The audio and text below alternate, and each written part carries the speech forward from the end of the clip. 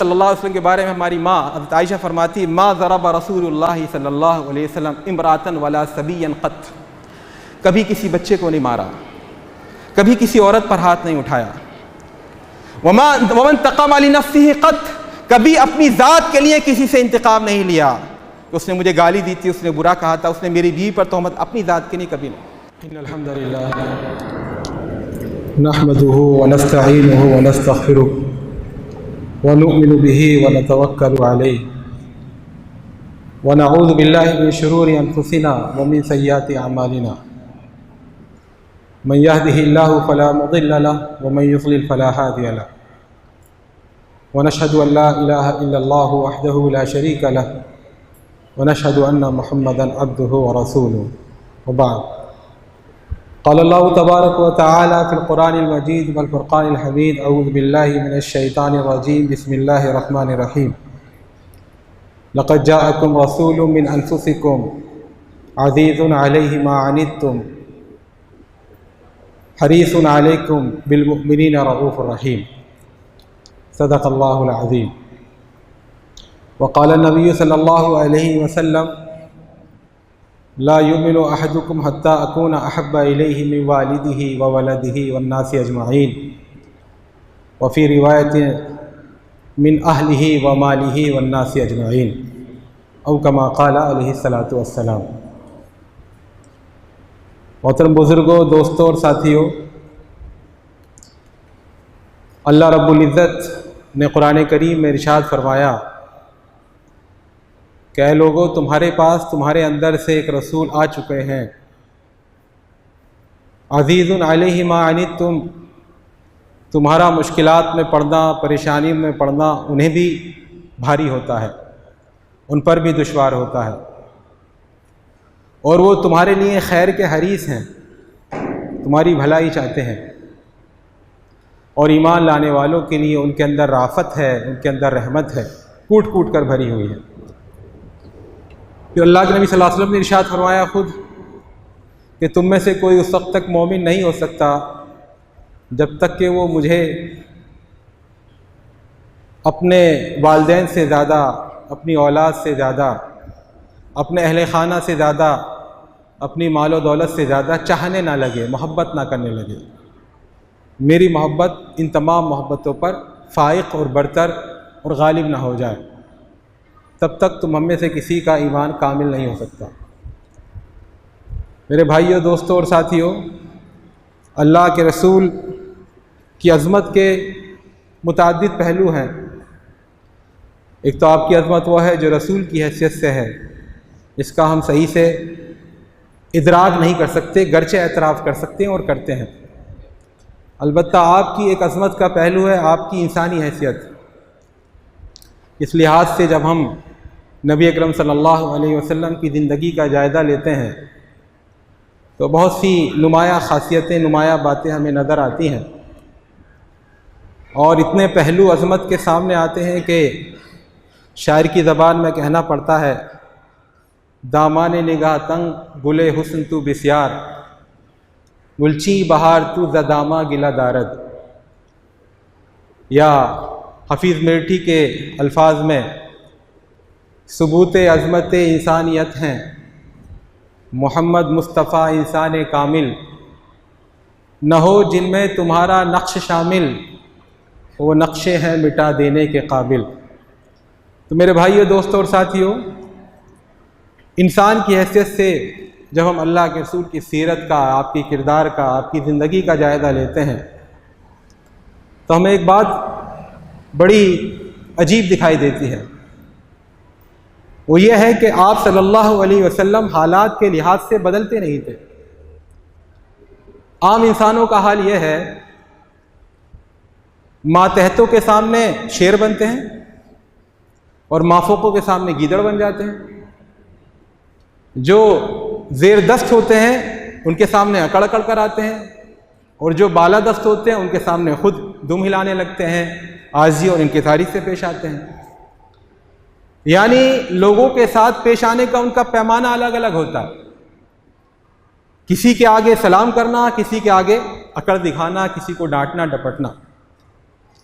اسی طرح انسانوں کا رد عمل جو ہوتا ہے، ڈر کے موقع پر وہ گھبراتا ہے، سہمتا ہے، ہمت ہار دیتا ہے، حوصلہ چھوڑ دیتا ہے، بھاگنے کی کوشش کرتا ہے. اور جہاں اس کو احساس ہو کہ میں ڈومیننٹ ہوں، میں پاورفل ہوں، میں صاحب اقتدار ہوں، وہاں وہ اتراتا ہے، اکڑتا ہے، غرور دکھاتا ہے، گھمنڈ کا پرتیک بنتا ہے، فرعونیت کا مظاہرہ بنتا ہے. لیکن اللہ کے نبی صلی اللہ علیہ وسلم اس معاملے میں غیر معمولی آپ کی سیرت ہے، آپ کا کردار ہے. اسی طرح ایک فرق ہے عام انسانوں میں پبلک لائف کا، پرائیویٹ لائف کا. گھر کی زندگی کچھ اور ہوتی ہے، باہر کی زندگی کچھ اور ہوتی ہے. کہتے ہیں نا ہاتھی کے دانت دکھانے کے کچھ اور ہوتے ہیں، کھانے کے کچھ اور ہوتے ہیں. تو عام طور پر کوئی اعتراف تو کرتا نہیں، کہتا تو نہیں، لیکن سمجھتے سب ہیں اور کم و بیش عمل بھی کرتے ہیں. باہر کی دنیا میں ویل مینرڈ، سوفسٹیکیٹڈ، ویل ایٹیکیوٹڈ، بڑے سلیقے والے، بڑے بااخلاق اور بڑے لیے دیے رہنے والے، وضاقتہ کے حامل، وزادار انسان. لیکن گھر والوں کے ساتھ ان کا رویہ کچھ اور ہوتا ہے، اور نوکروں کے ساتھ ان کا رویہ کچھ اور ہوتا ہے، ماتحتوں کے ساتھ ان کا رویہ کچھ اور ہوتا ہے. لیکن جب ہم اس ترازو میں، اس معیار پر اللہ کے رسول کو جانچتے ہیں تو ہمیں آپ کی عظمت کا اعتراف کرنا ہی پڑتا ہے. دیکھیے اللہ کے رسول صلی اللہ علیہ وسلم کی زندگی میں ڈر کے بہت سے مواقع آئے، اور بہت سارے مستشرقین نے، بہت سارے جدید اسکالرس نے اللہ کے رسول کی سیرت کا اس لحاظ سے جائزہ لینے کی کوشش کی کہ ڈر کے موقع پر آپ کا ریئیکشن کیا ہوتا ہے. دیکھیے ڈرامے باز جو ہوتا ہے وہ ایک حد تک ڈرامہ مینٹین کر لیتا ہے بہادری کا، لیکن جب واقعی سامنے شیر آ جائے تو پھر وہ گھبرا جاتا ہے، ڈر کا جب موقع ہو جائے پورا. تو جھوٹا جو نبی ہوتا ہے وہ بات کرتا ہے، ڈینگے مارتا ہے، اللہ کی تائید میرے ساتھ شامل ہے، اور چاہے ساری دنیا میرے مخالف ہو جائے، کوئی میرا بال بیکا نہیں کر سکتا. لیکن جب انفیکٹ وہ دشمنوں کے نرغے میں گھس جاتا ہے، یہ گر جاتا ہے، تب اس کی گھبراہٹ، اس کا ڈر دیکھنے کے لائق ہوتا ہے. تو اللہ کے نبی صلی اللہ علیہ وسلم کی زندگی کا اس لحاظ سے مطالعہ کیا پروفیسر گیری ملر کی کتاب ہے دا امیزنگ قرآن. اسی طرح مالک بن نبی الجزائر کے مفکر ہیں، ان کی کتاب ہے الظاہرہ القرآنیہ. اس لحاظ سے انہوں نے اللہ کے رسول کی سیرت کا جائزہ لیا. تو انہوں نے 3 واقعات بیان کیے، وہ میں آپ کے سامنے بیان کرنا چاہتا ہوں. اس سے پہلا وہ واقعہ ہے غار ثور میں آپ کی روپوشی کا. آپ صلی اللہ علیہ وسلم جب ہجرت کر مدینہ جا رہے تو 3 دن تک آپ غار ثور میں روپوش رہے. قریش کے لوگوں نے اعلان کر دیا کہ جو محمد صلی اللہ علیہ وسلم کو زندہ یا مردہ حالت میں لے آئے اس کو 1000 اونٹوں کا انعام ہے.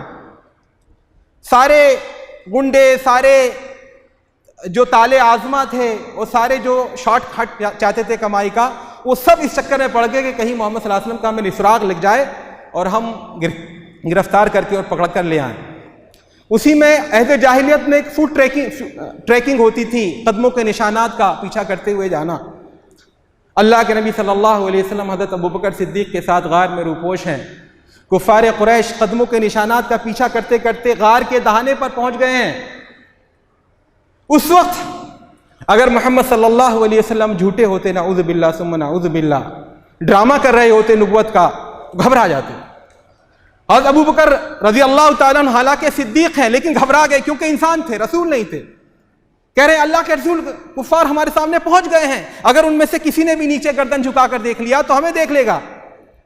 اللہ کے رسول اگر عام انسان ہو تو کہتے چپ رہو، بھاگو یہاں سے، اندر جا کے دیکھو کہیں گھسنے کا، دوسرا باہر نکلنے کا راستہ ہے کہیں. لیکن آپ ایک سچے نبی، سچے انسان، کہہ رہے ہیں ما ظنک یا ابا بکر بسنین اللہ ثالثہما. اے ابو بکر تیرا ان دونوں کے بارے میں کیا خیال ہے جن کے ساتھ تیسرا اللہ تعالیٰ موجود ہے. قرآن کریم اس کا ذکر کرتا ہے ثانی اثنین اذ ہما فی الغار، وہ 2 میں کا دوسرا جب وہ غار میں تھے. اذ یقول لصاحبہ، جب وہ اپنے ساتھی سے کہہ رہا تھا لا تحزن ان اللہ معنا، غم مت کر اللہ ہمارے ساتھ ہے. یہ اعتماد، یہ ٹرانکیولٹی، یہ سوبرنیس، یہ کامنیس، یہ اپنی حقانیت کا یقین، یہ سچے انسان کے علاوہ کسی کو حاصل نہیں ہوتا. اللہ کے نبی صلی اللہ علیہ وسلم اگر خدا ناخواستہ ابھی تک نبوت کے دعوے میں سچے نہ ہوتے تو یہ وہ موقع تھا جہاں کھرے کھوٹے کی تمیز ہو جاتی. دوسرا موقع فتح مکہ کے بعد غزوہ حنین کا موقع تھا. اللہ کے رسول کے ہمراہ 10,000 کا لشکر مدینے سے آیا تھا. اس میں جو طلقاء تھے جو جلدی اسلام لائے تھے اہل مکہ وہ بھی شامل ہو گئے تھے. 15,000 کا لشکر جرار. اس سے پہلے اتنا بڑا لشکر مسلمانوں کو نصیب نہیں ہوا تھا. وہ کشا جا رہے ہیں طائف پر حملہ کرنے. پتہ چلا طائف کے لوگ اکٹھا ہو رہے ہیں حملہ آوری کے لیے, تو پہلے ہم حملہ کر دیں. حنین کی وادی میں پہلے پہنچ جاتے ہیں. طائف کے لوگ چونکہ علاقے کے جاننے والے تھے, وہ جان رہے تھے کہاں پر ہم دشمن کو نقصان پہنچا سکتے ہیں, تو پہلے ہی اس پہاڑی درے کے اونچی حصوں پر, اونچی جگہوں پر انہوں نے اپنے آدمی تعینات کر دیے. مسلمانوں کو خیر خبر نہیں, کوئی پتہ نہیں. لشکر مسلمانوں کا آتا ہے, 15,000 کا لشکر ہے, اور ہر ایک اس گمان میں, خوشگمانی میں مبتلا ہے, خاص طور پہ نئے ایمان لانے والے, کہ اتنی ساری فوج اب تو ہم ہار ہی نہیں سکتے. قرآن کہتا ہے لقد نصرکم اللہ فی مواطن کثیرہ, اللہ تعالیٰ نے بہت ساری جگہوں پر تمہاری مدد کی تھی. ویوم حنین, اور حنین کا دن یاد کرو. اذ اعجبتکم کثرتکم, جب تمہیں اپنی کثرت تعداد پر ناز ہو گیا تھا, گھمنڈ ہو گیا تھا. فلم تغنی عنکم شیئا, تو تمہیں کوئی فائدہ نہیں پہنچایا تمہاری کثرت تعداد نے. وضاقت علیکم الارض بما رحبت, اور زمین اپنی وسعتوں کے باوجود تمہارے لیے تنگ پڑ گئی. ثم ولیتم مدبرین, اور تم پیٹ پھیر کر بھاگ لیے. ہوا یہ کہ مسلمانوں کا لشکر وادی حنین میں پہنچا, بس یکایک تیروں کی برسات شروع ہو گئی. تیر نیزے اوپر سے آ رہے ہیں, اور کسی کو پتہ نہیں کدھر سے آ رہے ہیں. بس یکایک ایک بھگدڑ مچ گئی, ہنگامہ مچ گیا, اچھوں کے پیر اکھڑ گئے, لوگ بھاگنے لگے. اور اس میں جو جمنا بھی چاہ رہا تھا تو لوگوں کا ایسا ریلا تھا, ایسی بھگدڑ تھی, کسی کو قدم جمانے کا موقع نہیں مل رہا تھا. اس وقت اللہ کے نبی صلی اللہ علیہ وسلم اگر خدا نہ خواستہ اپنے مشن میں, اپنے پیغام میں, اپنی دعوت میں کسی بھی لحاظ سے جھوٹے ہوتے, کسی بھی لحاظ سے تذبذب کا, ہچکچاہٹ کا شکار ہوتے, تو سر پر پیر رکھ کر بھاگتے. اب ابو سفیان جو جلدی ایمان لائے تھے تو کہہ رہے تھے کہ اب تو بھاگ کر, ان کو بھاگتے ہوئے کو دیکھ کر ایسا لگ رہا کہ اب سمندر سے پہلے رکیں گے نہیں, یعنی 100-150 کلومیٹر سے پہلے رکیں گے نہیں. اس وقت کیا عالم تھا اللہ کے رسول کا, سب لوگ بھاگ رہے ہیں, بھگدڑ مچی ہوئی ہے, تیروں کی برسات ہو رہی ہے, نیزے چل رہے ہیں. اس وقت کا نبی کھڑے ہو کر کہتا ہے سینہ تان کر, انا النبی لا کذب انا ابن عبد المطلب, میں نبی ہوں, میں جھوٹا نہیں ہوں, میں عبد المطلب کا صاحبزادہ ہوں. حضرت عباس, صرف 2 صحابی ساتھ تھے, ایک حضرت عباس رضی اللہ تعالیٰ عنہ, ایک حضرت بلال رضی اللہ تعالیٰ عنہ. حضرت عباس آپ کے خچر کی, آپ کے گھوڑے کی لگام تھامے ہوئے تھے, آپ بار بار دشمنوں کی طرف آگے بڑھ رہے تھے, حضرت عباس روک رہے تھے. یہ وہ موقع تھا, گھبراہٹ کا موقع. اگر یقین نہ ہو, شرح صدر نہ ہو, اور کنوکشن کی کیفیت نہ ہو, اپنے مشن پر, اپنی حقانیت پر, اپنی دعوت کی صداقت پر پورا یقین اور اعتقاد نہ ہو, تو انسان کے قدم اکھڑ جاتے ہیں. تیسرا موقع غزوہ ذات الرقاع, نجد کے علاقے میں اللہ کے رسول کی ایک ایکسپیڈیشن, ایک غزوہ ہوا تھا, ایک جنگی مہم ہوئی تھی. واپسی کے میں ایک ایسی وادی کے پاس مسلمانوں کا لشکر پہنچا جہاں کثرت سے کیکر کے درخت تھے, کانٹے دار درخت تھے. لوگ تھکے ہارے تھے. اللہ کے رسول صلی اللہ علیہ وسلم نے کہا یہیں آرام کریں, دوپہر میں, شام میں چلا جائے گا. سب لوگوں نے اپنی اپنی زرہیں کھول دی, اپنے جانوروں کو کھول دیا, اور پیڑ کے سائے میں لیٹ گئے. اللہ کے نبی صلی اللہ علیہ وسلم بھی ایک پیڑ کے سائے میں لیٹ گئے. ایک مشرک ادھر سے گزر رہا تھا, اس نے موقع کو دیکھا, کوئی محمد صلی اللہ علیہ وسلم کے آس پاس نہیں ہے, سب سو رہے ہیں. بس قریب پہنچا, نبی اکرم صلی اللہ علیہ وسلم کی تلوار لٹکی ہوئی تھی پیڑ سے. اس تلوار کو اتارا, اس کو نکالا, بے نیام کیا, اور پھر کہا محمد اٹھو, من یمنعک منی, اب تمہیں کون بچائے گا, بتاؤ مجھ سے, کون تمہارا دفاع کرے گا, کون بچائے گا تمہیں. نبی اکرم صلی اللہ علیہ وسلم کی زبان سے وہ کلمہ صداقت نکلا, اللہ, اللہ بچائے گا. یہ سننا تھا کہ اس کو کپی طاری ہو گئی, اس کے ہاتھ سے تلوار گر گئی. اللہ کے نبی صلی اللہ علیہ وسلم نے تلوار اٹھائی, صحابہ کرام کو بلایا, کہا دیکھو یہ مجھے مارنے آیا تھا, لیکن مجھ سے پوچھ رہا تھا کون بچائے گا. میں نے کہا اللہ, اب خود اس کی حالت یہ ہے. پھر اللہ کے رسول نے کہا جاؤ تم آزاد ہو, جاؤ, تمہیں کچھ نہیں کہتے. یہ کانفیڈنس, یہ اعتماد, یہ یقین جو متزلزل نہ ہو, پہاڑوں کو جو شرما دے, وہ کسی سچے انسان کا ہوتا ہے. یہ گھبراہٹ کے مواقع تھے. آئیے اللہ کے نبی صلی اللہ علیہ وسلم کی سیرت کا وہ نقطہ بھی دیکھیں, وہ پہلو بھی دیکھیں جب آپ نقطہ عروج پر تھے اقتدار کے, peak of dominance, zenith of sovereignty. جن لوگوں نے مکہ سے نکالا تھا, ہجرت پر مجبور کیا تھا, راستے میں کانٹے بچھائے تھے, گالیاں دی تھیں، اوجھڑی لا کر ڈالی تھی، مجبور کیا تھا، مسلمانوں جو چلے گئے مہاجر ان کے مکانوں پر جائیدادوں پر قبضہ کر لیا تھا، بہت سارے مسلمانوں کو شہید کر دیا تھا، بہت سارے غلاموں کا جینا دشوار کر دیا تھا. یہی وہ مکہ کی گلیاں تھیں جہاں حضرت بلال کو ریت میں گھسیٹا جاتا تھا. یہی وہ مکہ کی گلیاں تھیں جہاں حضرت خباب بن ارت کو شہید کیا گیا تھا. یہ سب تھے. اس مکہ والے مغلوب ہو گئے، مکہ کا شہر فتح ہو گیا. اللہ کے نبی صلی اللہ علیہ وسلم جب فاتحانہ داخل ہوتے ہیں تو گردن اکڑی ہے، پھرورے اڑ رہے ہیں، شیخی ماری جا رہی ہے، ڈینگیں ماری جا رہی ہیں. نہیں، یہ دنیاوی حکمراں کرتے ہیں، دنیا کے فاتحین کرتے ہیں. اللہ کے نبی صلی اللہ علیہ وسلم جو اس وقت غلبہ اور اقتدار کے نقطۂ عروج پر تھے، اس وقت تواضع، انکسار، عاجزی، فروتنی کی تصویر بنے ہوئے تھے. اتنے جھکے ہوئے تھے گھوڑے پر کہ صحابہ کرام فرماتے ہیں آپ کا سر گھوڑے کی پیٹھ سے لگا ہوا تھا. بالکل ایسا لگ رہا تھا کہ آپ لیٹے ہوئے ہیں، اللہ کی عظمت کا احساس کر کے، اللہ کی کبریائی کا احساس کر کے. کل تک جن لوگوں نے مارا تھا، گالیاں دی تھی، وہ سب اکٹھا ہیں حرم میں. اللہ کے رسول کہتے ہیں یا معشر قریش ما تظنون انی فاعل بکم، اے قریش کے لوگوں بتاؤ تم کیا سمجھتے ہو تمہارے ساتھ میں کیا کروں گا؟ بتاؤ کیا حشر ہونا چاہیے تمہارا؟ تمہارے جو پچھلے جرائم ہیں، تمہارے جو پچھلے کوتاہیاں ہیں، تمہارے جو پچھلے گناہ ہیں، تمہارے جو پچھلے مظالم ہیں، اس کا تمہیں کیا بدلہ ملنا چاہیے بتاؤ. سب لوگوں نے کہا ایک زبان ہو کر ابن اخ کریم، ابن اخ کریم، اے محمد آپ شریف بھائی ہیں، وہ شریف بھائی کے بچے ہیں، بس ہم اتنا کہہ سکتے ہیں. آپ نے فرمایا لا تثریب علیکم اليوم اذهبوا فانتم الطلقاء، آج تمہیں کوئی ڈانٹ ڈپٹ نہیں کی جاتی، آج تمہیں کوئی سرزنش نہیں کی جاتی، آج تمہیں کوئی سزا نہیں دی جاتی، جاؤ تم آزاد ہو. یہ عظمت کی کتنی بلند چوٹی ہے. اپنی ذات کے لیے کوئی انتقام نہیں، اپنے لیے کوئی انتقام نہیں. آپ صلی اللہ علیہ وسلم چاہتے ایک اشارہ کرتے خون کی ندیاں بہہ جاتی، لیکن عظمت کے وقت تواضع کا عالم. عظمت کے وقت جب انسان فرعون بنتا ہے، اس وقت اللہ کا بندے بنے رہنا بہت بڑا یہ امتحان ہے، بہت بڑا یہ امتحان ہے. پریشانی میں سب اللہ کو یاد کرتے ہیں، لیکن نعمتیں پا کر، دولت پا کر، اقتدار پا کر، سیاسی غلبہ پا کر اللہ کا بندے بنے رہنا یہ کافی مشکل ہوتا ہے. اللہ کے نبی صلی اللہ علیہ وسلم کی سیرت میں یہ پہلو ہمیں خاص طور پر اپنی طرف کھینچتا ہے. گھر کا کیا ماحول تھا؟ کیا پرائیویٹ لائف اور پبلک لائف میں کوئی فرق تھا؟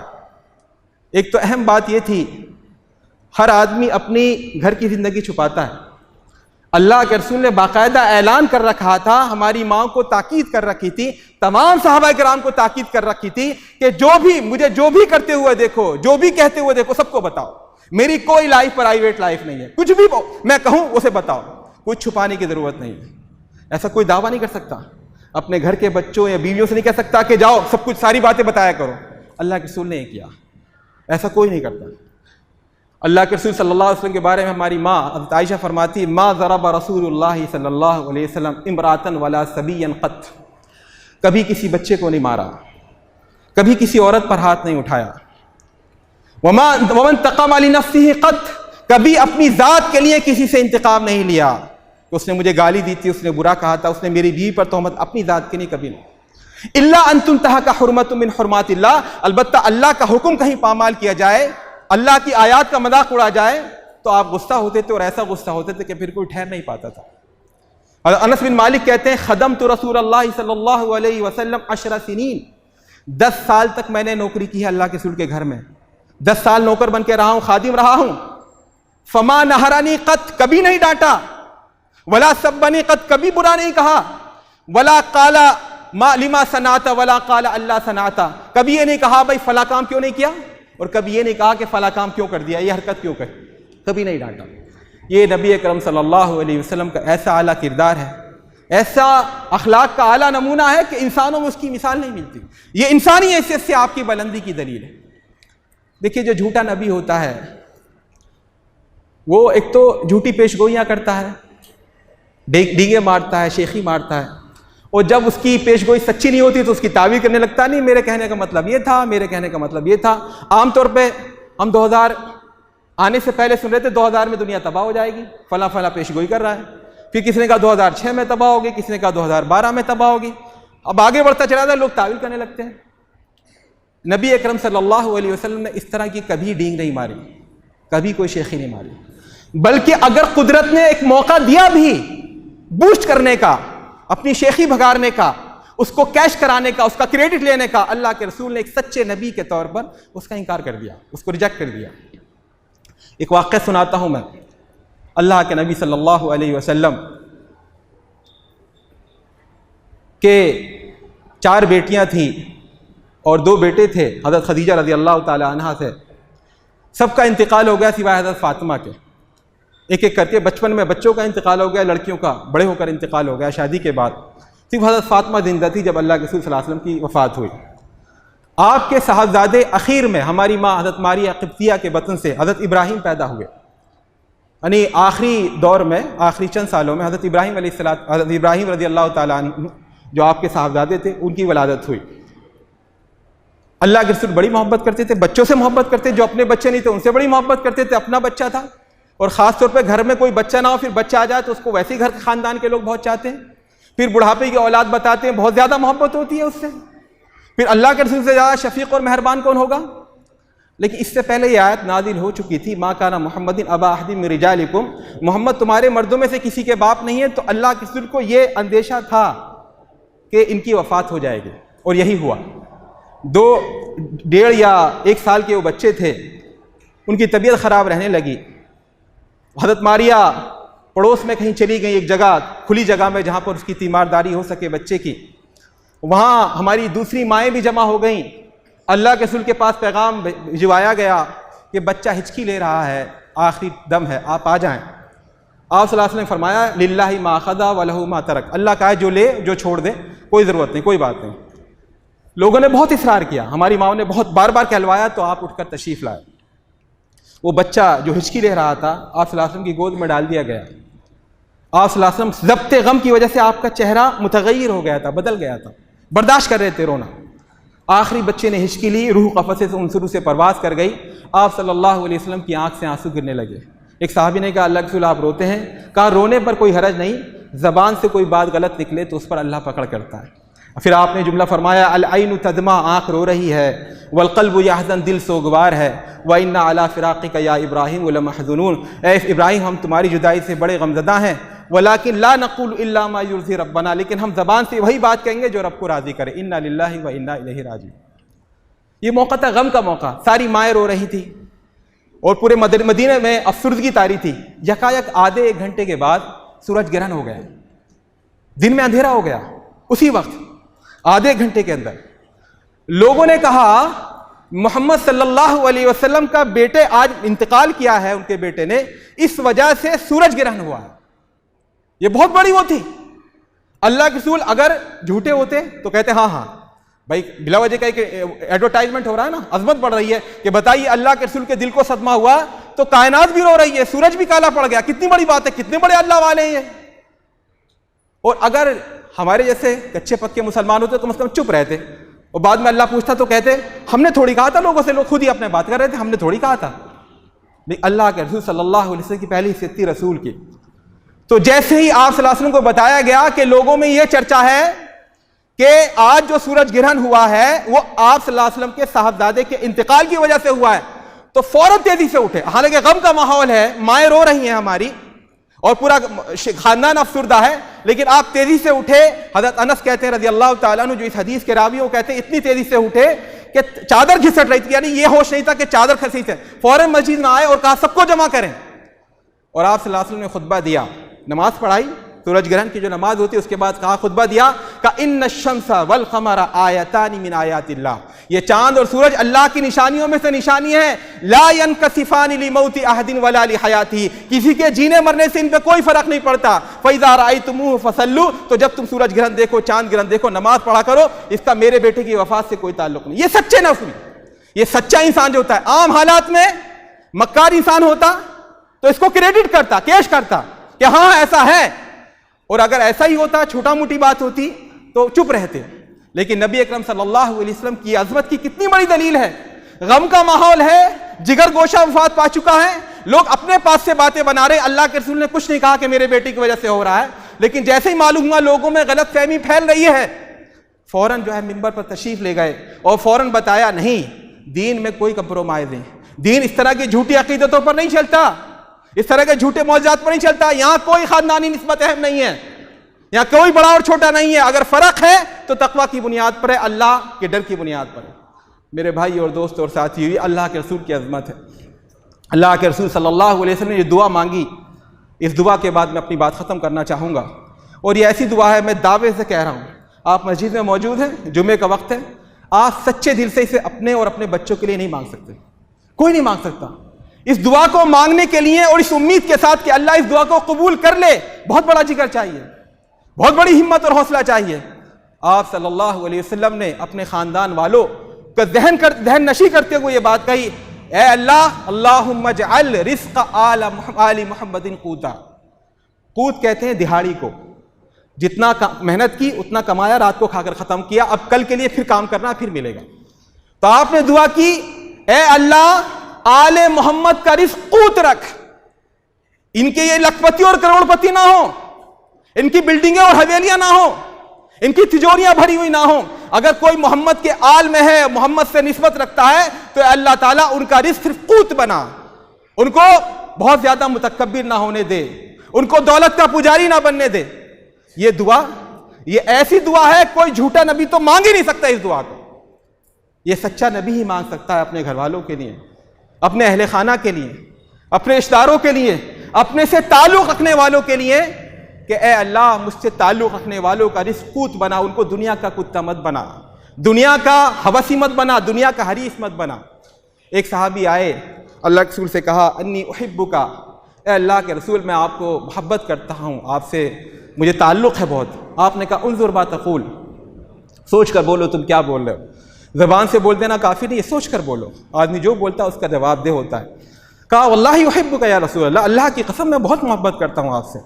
آپ نے انظر ما تقول, انہوں نے پھر کہا, واللہ احبک یا رسول اللہ, اے اللہ کے رسول واللہ خدا کی قسم میں آپ سے بہت محبت کرتا ہوں. تو آپ نے فرمایا, اگر تم مجھ سے محبت کرتے تو جان لو, فإن الفقر اسرع الى من يحبني من السيل الى منتهى, جیسے اوپر سے گرنے والا پانی تیزی سے نیچے آتا ہے, اس سے زیادہ تیزی سے غربت اور افلاس اور پریشانی میرے چاہنے والوں کی طرف آتی ہے. سوچ لو, جو تم کمٹمنٹ کر رہے ہو مجھ سے محبت کا, مجھ سے تعلق کا, مجھ سے وفاداری کا, اس کی قیمت دینی پڑے گی تمہیں.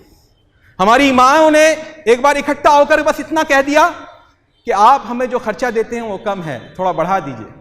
200 وسق ہماری ہر ماں کو اللہ کے رسول دیا کرتے تھے, اسی میں ان کو دودھ لینا ہے, اسی میں کپڑے سلانے ہیں, اسی میں ان کو غریبوں کو دینا, پورے سال کا خرچہ 200 وسق. وہ ایسے ہی بہت کم تھا. اور پھر اللہ کے رسول کے جو مہمان آتے تھے, ہر ماں چاہتی تھی کہ زیادہ سے زیادہ ان کی تواضع کریں, زیادہ سے زیادہ ان کا اکرام کریں. پھر مساکین آتے تھے, ان میں سے کسی کو واپس نہیں لوٹاتی تھی. حضرت عائشہ رضی اللہ تعالیٰ عنہ کچھ نہیں ہوتا تھا, ایک کھجور ہی دے دیتی تھی, تو وہ مشکل سے 2-2.5 مہینے چلتا تھا. اس کے بعد غربت آ جاتی تھی. ہماری ماں کہتی ہیں, ایک چاند آتا تھا, پھر دوسرا چاند آتا تھا, پھر تیسرا چاند آتا تھا, اور محمد کے گھر میں آگ نہیں جلتی تھی. حضرت عروہ بن زبیر کہتے ہیں, خالہ جان پھر آپ زندہ کیسے رہتی تھی؟ بس کھجور کھاتے تھے اور پانی پیتے تھے, اور کچھ تھا نہیں, کوئی ٹکڑا نہیں تھا کھانے کا روٹی کا. تو اس میں اور بالکل جائز ان کا مطالبہ تھا. حضرت عثمان رضی اللہ تعالیٰ عنہ جو اللہ کے رسول کے داماد بھی تھے, ان کو بیچ میں ثالثی بنایا. ہماری ماؤں نے کہا, اللہ کے رسول اب تو کشادگی آ گئی ہے, اور اب تو الحمدللہ زکوٰۃ بھی آ رہی ہے, مختلف جگہ سے مدوں سے پیسے آ رہے ہیں, تو کچھ ہمارا خرچہ بڑھا دیں. یہ درخواست کی تو آپ صلی اللہ علیہ وسلم ناراض ہو گئے. 1 مہینے تک ازواج مطہرات کے گھروں میں نہیں گئے. اور اس کے بعد یہ آیت نازل ہوئی, یا ایھا النبی, اے نبی, قل لازواجک, اپنی بیویوں سے کہہ دو, ان کنتن تردن الحیات الدنیا وزینتها, اگر تم دنیا کی زندگی کی طلبگار ہو, اس کی زیب و زینت کی طلبگار ہو, فتعالن آؤ امتعکن, میں تمہیں سامان دے دوں, واسرحکن سراحا جمیلا, اور تمہیں چھوڑ دوں. وَإِن كُنتُنَّ تُرِدْنَ اللَّهَ, اور اگر تم اللہ کو چاہتی ہو, وَرَسُولَهُ, اس کے رسول کو چاہتی ہو, وَالدَّارَ الْآخِرَةَ, اور آخرت کے ٹھکانے کو چاہتی ہو, تو اللہ تعالیٰ نے تم میں سے جتنی بھی نیکیاں کرنے والی ہیں, سب کے لیے اجر عظیم تیار کر رکھا. تو میرے بھائی اور دوستوں اور ساتھیوں, دنیا کو سمجھانا, دنیا کو بتانا آسان ہوتا ہے, لیکن ان تعلیمات کو اپنے اوپر, اپنے گھر والوں پر, اپنے اہل خاندان پر نافذ کرنا مشکل ہوتا ہے. اس تناظر میں جب ہم اللہ کے رسول کی سیرت اور کردار کا جائزہ لیتے ہیں, تو ہمیں آپ کی عظمت کے آگے سر جھکانا پڑتا ہے. میرے دوست اور ساتھی, یہ ہمارے رسول ہیں, انسانی لحاظ سے انسان کامل. آج ہمیں اس پر غور کرنا ہے کہ کیا ہم اپنے رسول صلی اللہ علیہ وسلم سے وابستگی کا جو دم بھرتے ہیں, وفاداری کا جو اقرار کرتے ہیں, کیا ہم اس کا حق ادا کر پا رہے نہیں یا نہیں.